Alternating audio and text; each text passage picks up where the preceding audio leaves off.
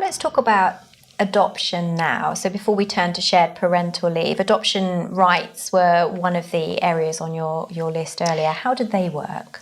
Well, adoption leave works very similarly to maternity leave. So it's where parents decide to adopt a child as opposed to give birth to a child.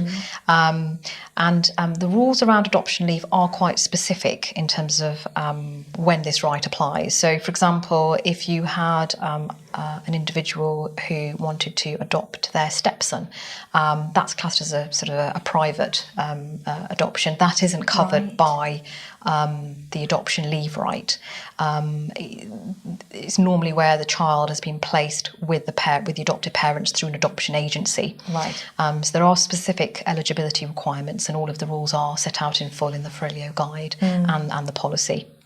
But we should expect it broadly to continue in the same way as maternity leave. It is broadly the same. It's up to 52 weeks leave, so a year off, and the job is protected during that period of leave. The employee will continue to accrue holiday during that leave, just as an employee would on maternity leave. They would continue to receive their benefits, just will not receive their pay. Brilliant. Okay. Do you get any pay at all for adoption leave?